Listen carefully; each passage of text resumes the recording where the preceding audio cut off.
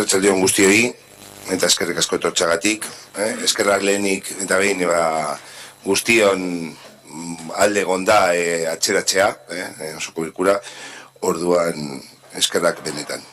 Vamos a dar comienzo al pleno ordinario correspondiente al mes de abril. En primer lugar, también excusar la no asistencia de Ainhoa, que bueno, se encuentra lesionada y bueno, pues tendrá para un tiempo y por eso no ha podido acudir.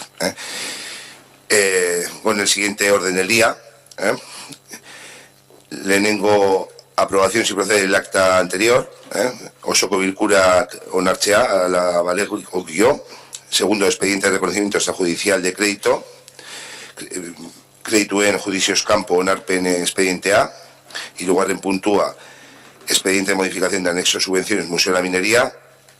Diru laguntzen ereiskin buruzko aldaketa expediente A mehatxari museoa. Cuarto, expediente de modificación presupuestaria. Aurrekontu aldaketa expediente A. Quinto, modificación del plan estratégico de subvenciones. Diru laguntzen plan estrategikoaren aldaketa. Sexto, dación de cuentas y decretos. Onartutako dekretuen berri ematea. Zazpigarren puntua, galderak eta bestelakoak, ruegos y preguntas. ¿Alguna cuestión del orden del día?